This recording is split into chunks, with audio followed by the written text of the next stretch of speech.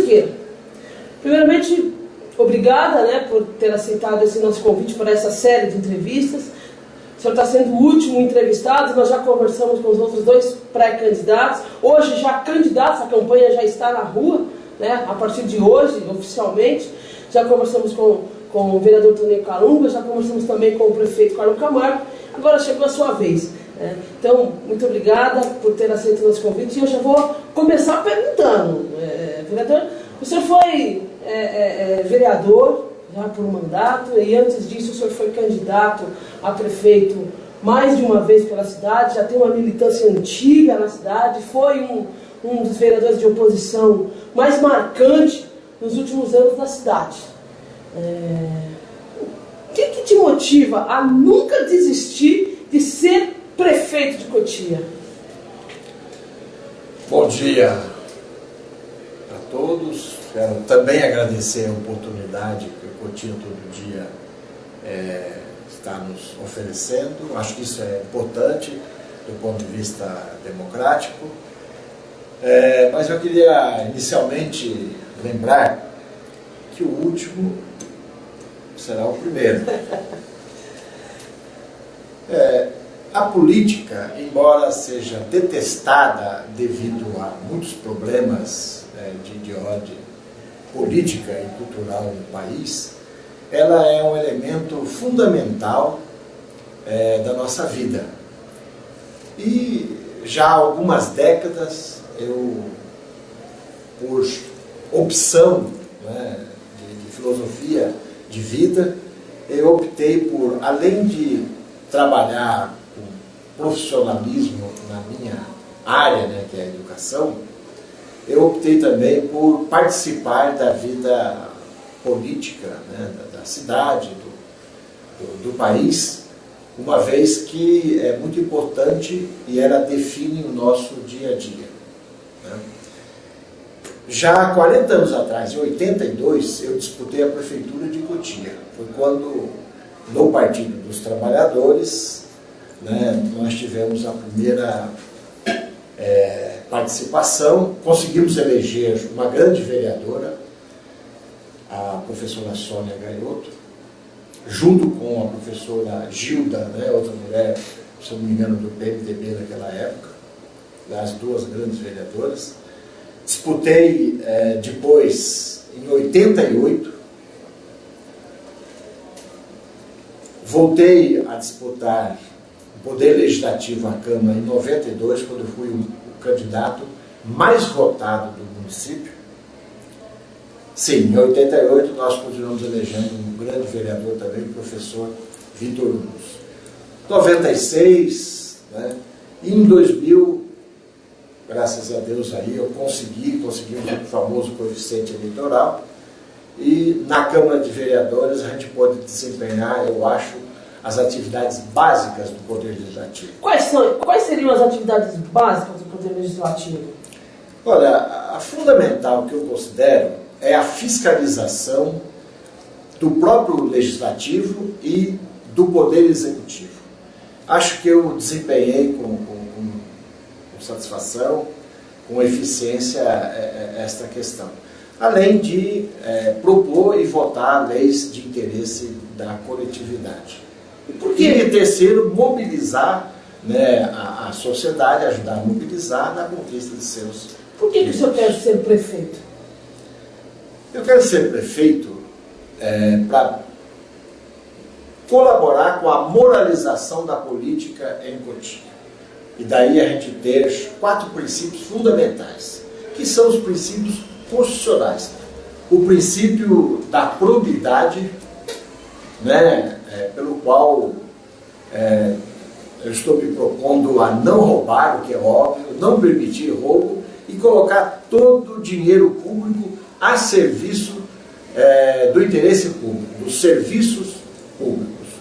O princípio da transparência, ainda mais hoje com a lei de acesso à informação, lei 12.257, se não me engano, do final do ano passado, que está revolucionando, porque ter informação ajuda na decisão. Nos 4 anos que o senhor esteve na Câmara de Vereadores, entre 2000 e 2004, o que o senhor considera o seu maior feito? Olha, eu propus 11 comissões especiais de inquérito, que nenhuma foi aprovada, mas eu levei essa documentação para o Tribunal de Contas, para o Ministério Público, né, de Cotia e o Ministério Público Estadual, e conseguimos fazer com que diversas suspeitas fossem averiguadas, né? Aquilo proporcionou depois ao vereador que me sucedeu na Câmara a possibilidade dele aparecer na televisão.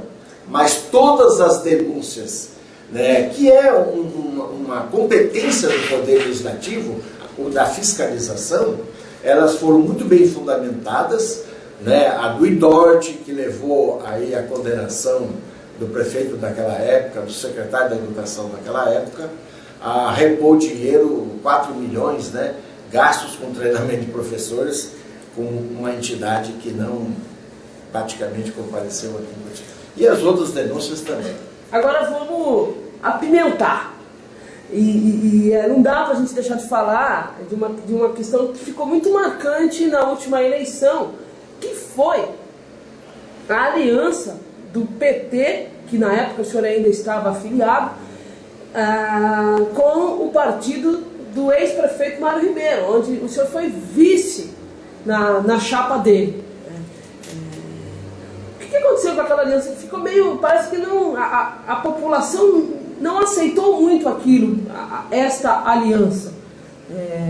Hoje, falando em dias de hoje, ficou meio que como hoje a aliança do Paulo Maluf com o Lula para esta campanha em São Paulo, né? Como é que o senhor encarou essa aliança com um dos seus principais rivais políticos?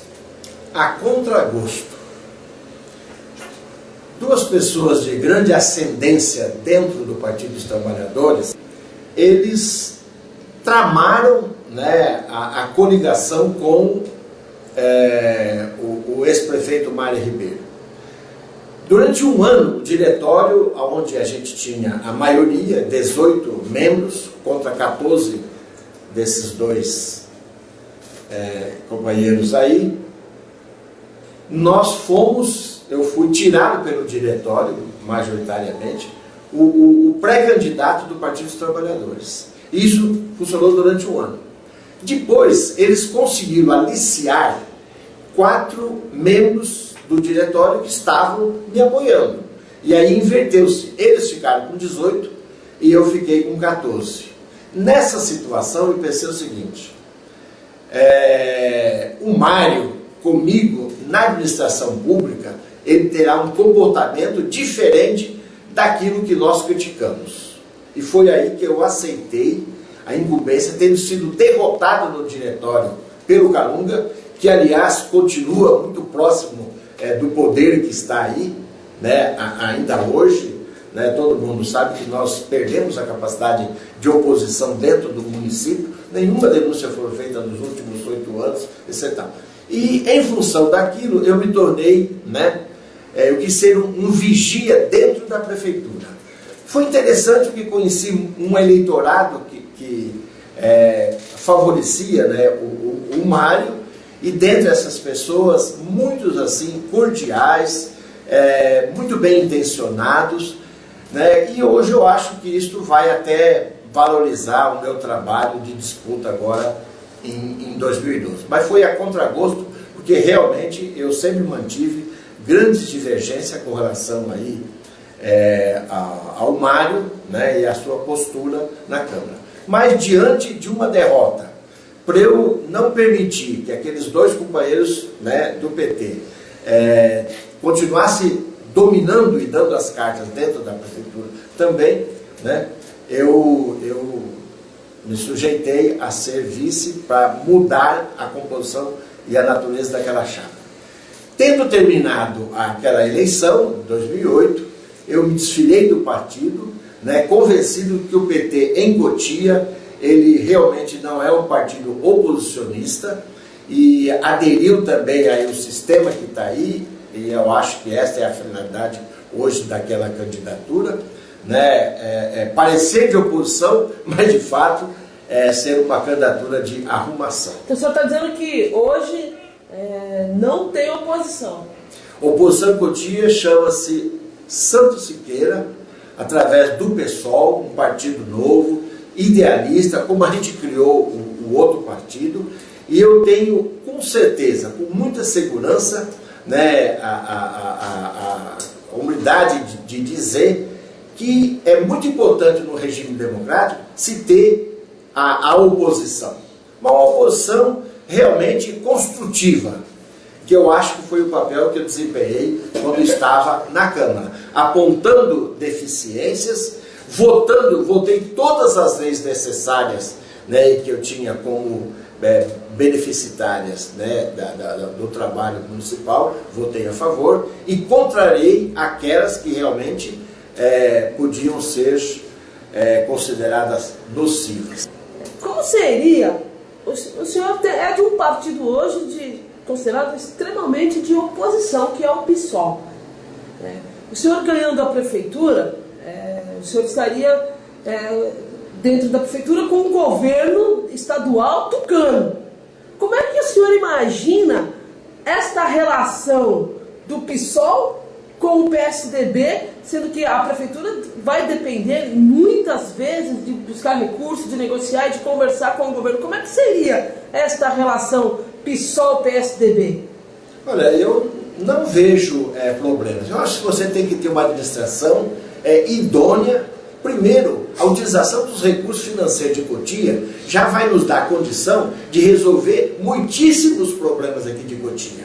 Ora, nós vamos hoje, este ano, ultrapassar 600 milhões, com uma população só de 200 mil habitantes, quer dizer, o per capita nosso é altíssimo. Agora, na medida que você criar projetos e uma forma de pressionar o governo, seja do PSDB, seja de um outro partido, por quê? Porque aqui não tem só filiados de um partido ou de outro. Nós temos a cidadania aqui, que certamente comunga ideias de diferentes partidos.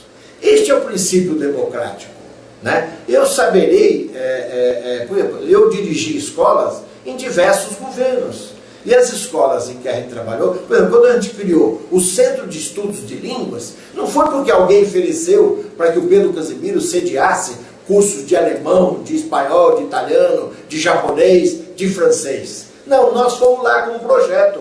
Mostramos que nós tínhamos alunos, que nós tínhamos professores, tínhamos instalações e conseguimos aí 20 anos atrás, isto aí. A mesma questão do ensino modular que foi implantado. Quer dizer, tendo projetos, hoje, por exemplo, o governo federal, que é um governo, vamos dizer, de oposição ao PSDB, ele investe muito aqui em Cotia.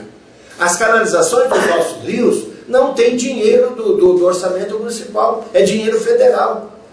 A quadra esportiva que foi feita no Parque São Jorge é dinheiro da FDE, é dinheiro do Estado, né? Quer dizer, nós precisamos ter bons projetos e força política para a gente pleitear e defender esses projetos junto ao governo do Estado e junto ao governo da União. Sobretudo utilizando bens, né, muito bem, os recursos que a população já coloca aqui dentro do município de Cotia. Qual vai ser o rosto, qual vai ser a cara do seu governo, se caso o senhor seja eleito? Transparente, democrático, inclusivo e de sustentabilidade com relação ao meio ambiente.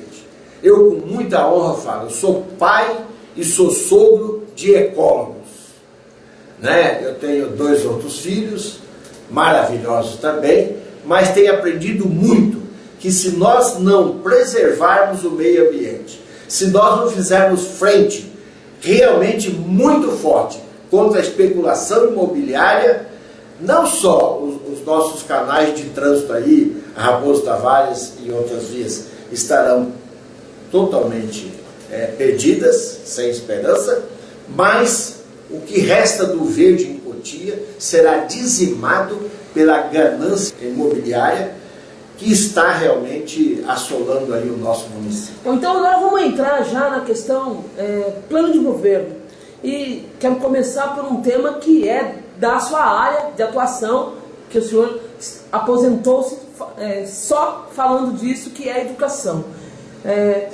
O que o senhor acha que precisa mudar e qual vai ser o seu diferencial na educação do município?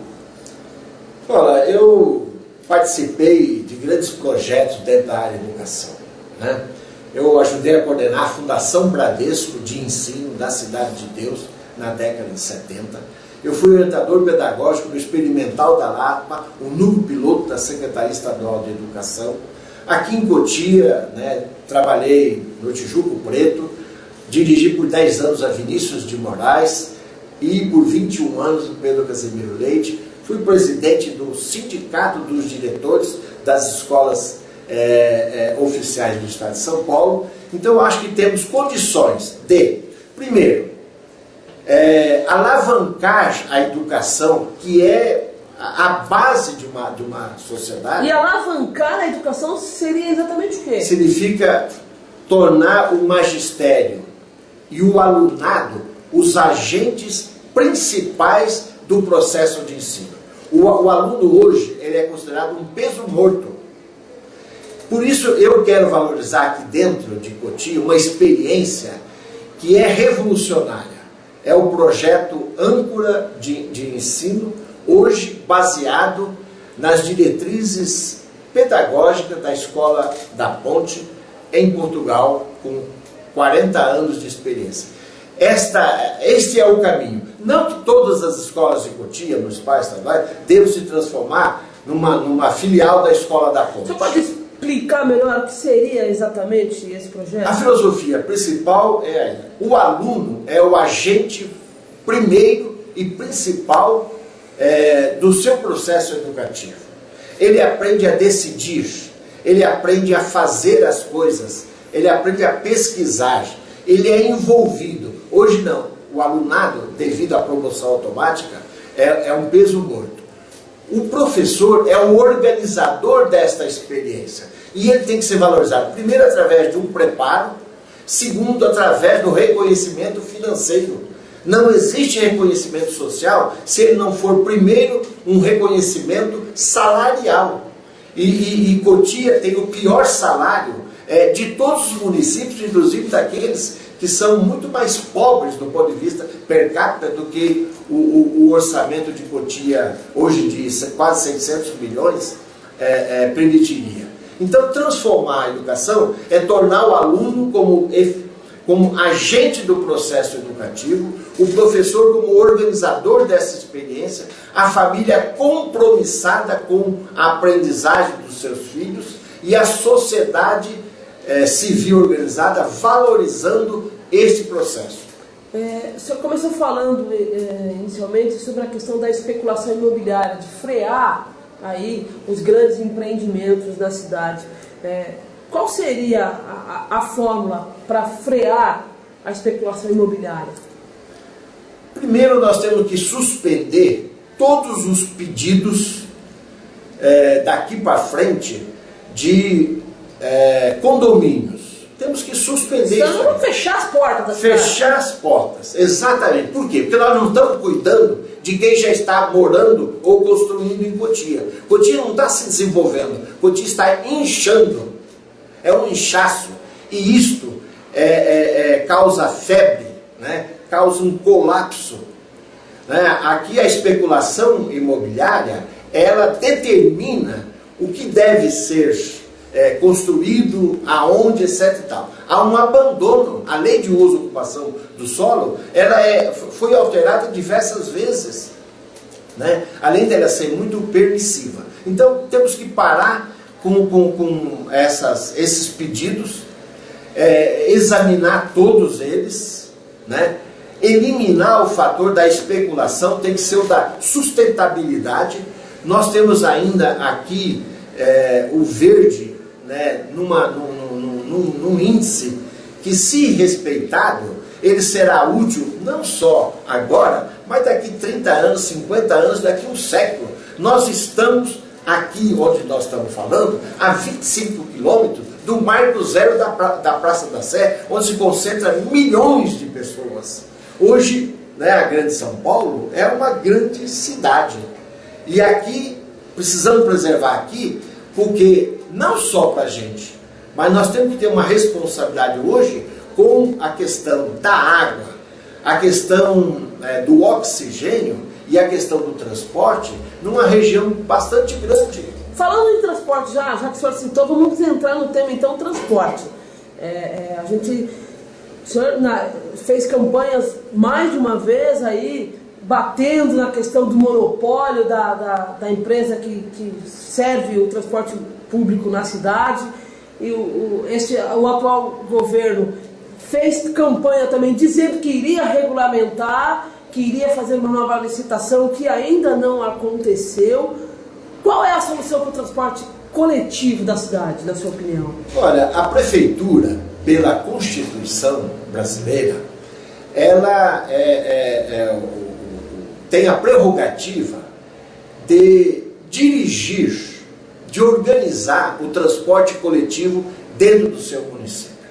E isso aqui é um caos. O transporte coletivo é um caos, tanto do ponto de vista da empresa que domina aqui já há décadas, né, quanto do ponto de vista do transporte alternativo. Ele não tem uma diretriz, e o transporte alternativo é muito importante. Qual seria a diretriz? A diretriz seria, bom, a nossa proposta, enquanto partido, é estudar, é viabilizar a tarifa zero para o transporte coletivo dentro do município. Tarifa zero. Se ninguém paga. Exatamente. O transporte é um direito público, porque se nós valorizarmos de tal maneira que melhoremos o transporte coletivo e tornemos ele viável do ponto de vista financeiro para a população, mais atrativo, nós vamos facilitar que as pessoas, o usuário, deixem o seu carro particular em casa. Para isso nós temos que viabilizar uma eficiência do transporte coletivo e depois facilitar. Mas a tarifa zero vai dizer que significa que a prefeitura vai custear tudo. Sim, a prefeitura ela custeia tudo. Por isso o princípio da moralidade dos recursos públicos.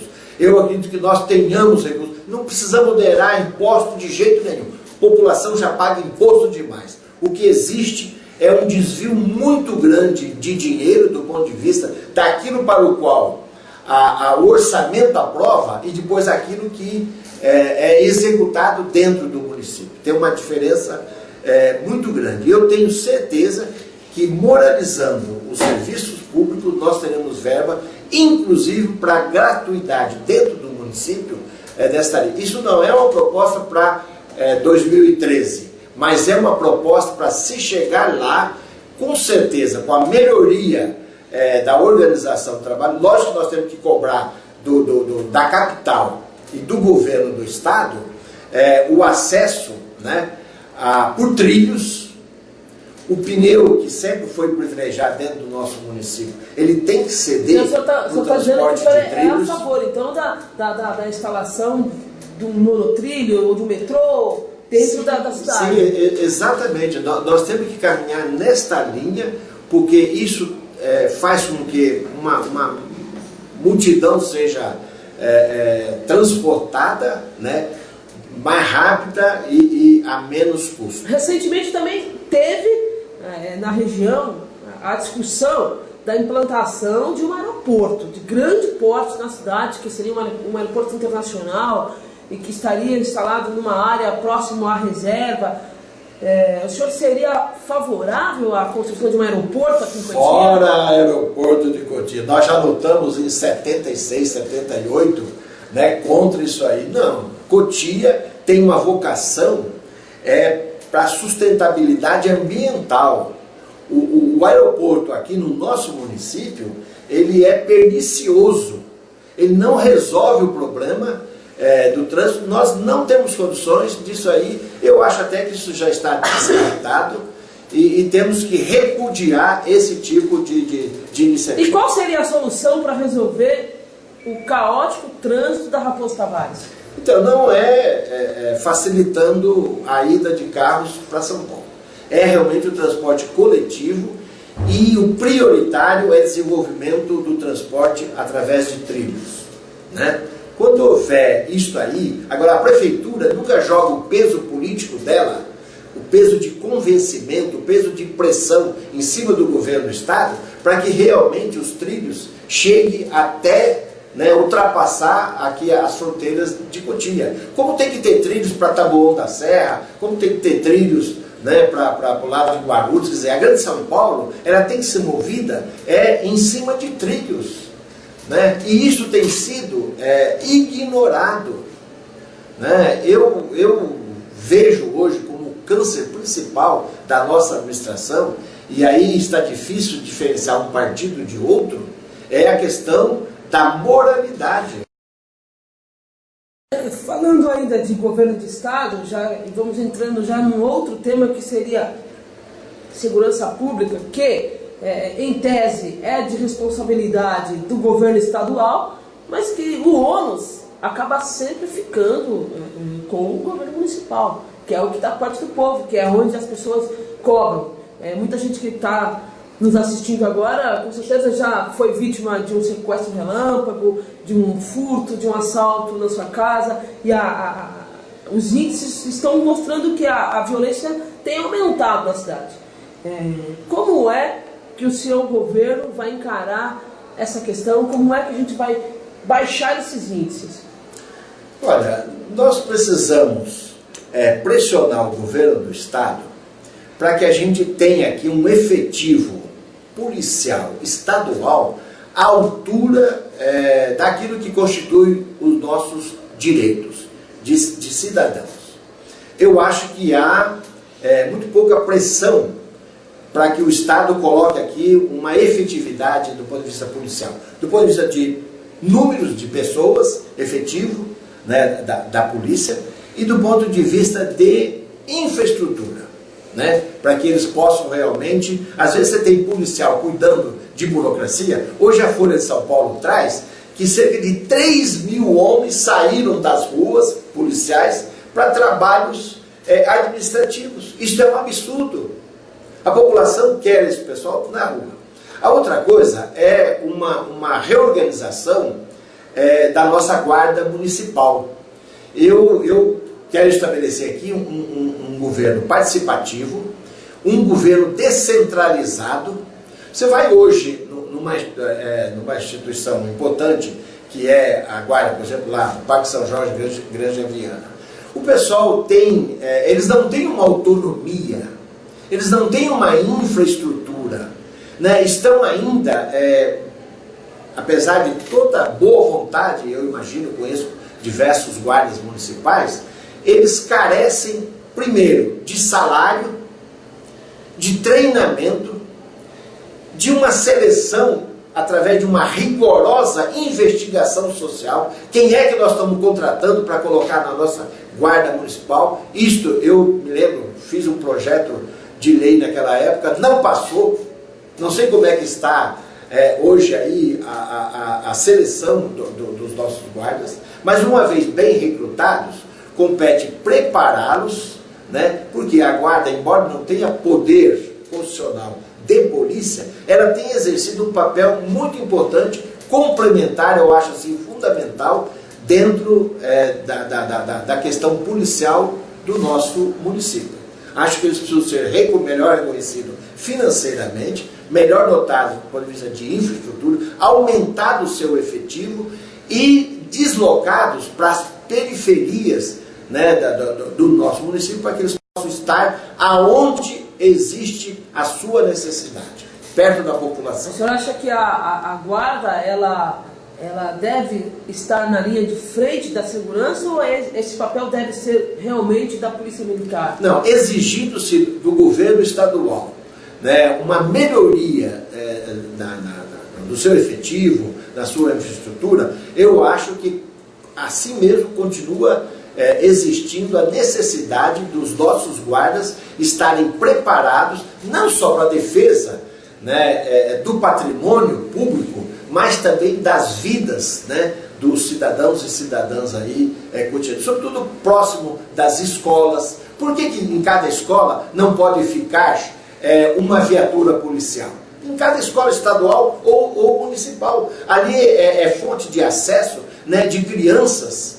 Então a gente tem que ter, né, uma descentralização e uma responsabilização, depois de mostrar que todo o dinheiro público está sendo gasto com os serviços públicos. Porque essa transparência eu não tenho encontrado em Cotia e certamente em muitos outros municípios e estados, e nós temos visto até mesmo na União. Então isto é fundamental, a questão da moralidade, a questão da probidade administrativa e o outro princípio da eficiência, né? A gente precisa trabalhar com um espírito de organização muito melhor do que hoje acontece. Parece até que prefeituras têm sido abandonadas, né, ao Deus dará aí, você não percebe uma insistência na execução dos serviços públicos. Agora, já entrando então no nosso último tema, também tão importante e polêmico na cidade, que é saúde.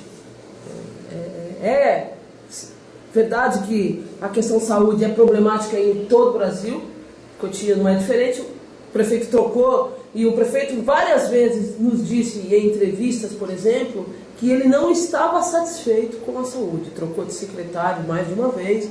E qual é o seu projeto? O senhor acha qual é a sua visão sobre a saúde do município? Pois é, a saúde do município ela é caótica. Eu entrei com pedidos, diversos pedidos, aliás, estou aguardando a resposta do Poder Executivo, com relação aí a uma empresa terceirizada que fica responsável por alocar recursos humanos para os nossos postos de saúde, para a saúde municipal aqui.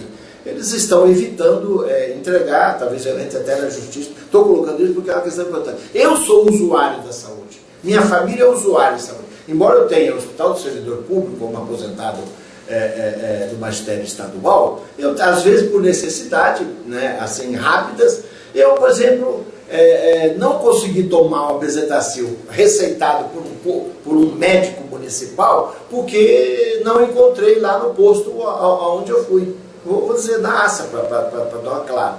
E não era uma questão lá, não tinha sido colocado e tal. Fui numa farmácia, não consegui comprar porque não tinha. E vou dizer também, né, porque a gente costuma matar a cobra, não é mostrar o pau, isso é fácil, tem que mostrar a cobra morta. Fui na Droga Raia, eu sou cliente há anos, não tinha para me vender, eu com uma receita, uma Bezetacil.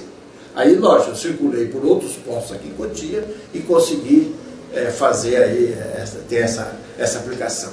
Minha esposa conseguiu marcar agora uma especialidade aqui na Policlínica para setembro.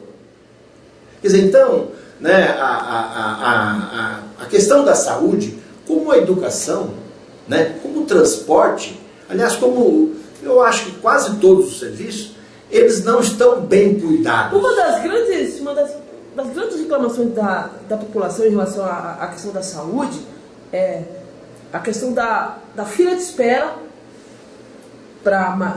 nas especialidades, que é sempre muito longa, a falta de médicos nos postos e de remédios. Como é que o senhor resolveria esse problema? Olha, a Constituição obriga o gasto de 15% pelos municípios com a área de saúde. É bastante dinheiro, é muito dinheiro. Eu continuo achando que esse dinheiro não está sendo bem utilizado. A minha intenção é fazer concurso público, valorizando aquele profissional, construindo uma carreira de trabalho dentro de todo o serviço, quer na área do magistério, né? Muitas vezes você tem diretores, como você tem médicos aí, né? Muito bons, mas que optam por trabalhar em outros locais, outros municípios, dado o baixo salário profissional em que ele recebe, em que ele se vê. Lógico, o supermercado não perdoa. Ó, você é médico, você é professor do município de Cotia, você não ganha bem, portanto eu vou fazer um desconto para você. Não existe isso. Nós temos que ter uma política de recursos humanos. E essa política tem que estar baseada no princípio da moralidade. Todo o dinheiro precisa ser gasto com os serviços públicos, né?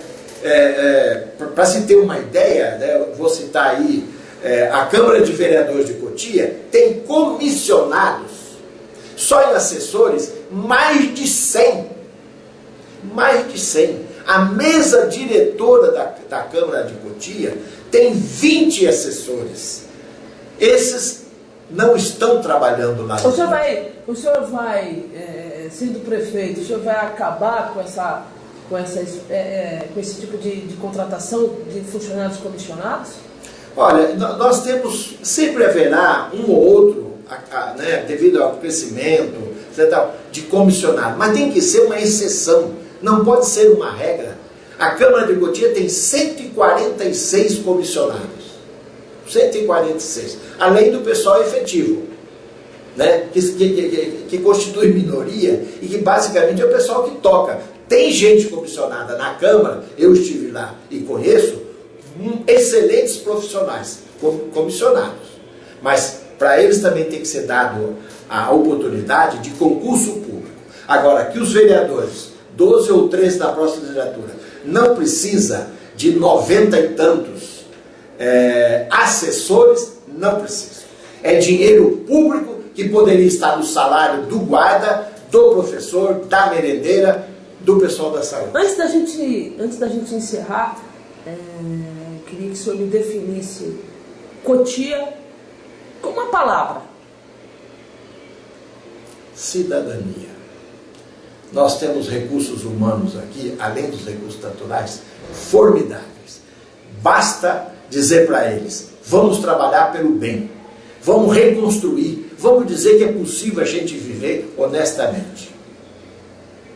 Agora, para encerrar, em 20 segundos, o senhor me convença a votar no senhor. Eu tenho uma vida dedicada a isso aí. Com 69 anos, eu não quero mentir. E não quero mentir não para tapear você, porque eu sei que serei, eu acredito que serei julgado um dia. Então, eu estou nesta eleição com uma missão. Fazer com que o povo volte a ter esperança que é possível viver no bem. Profissionalizar-se pelo mérito e vencer na vida solidariamente construída pela coletividade.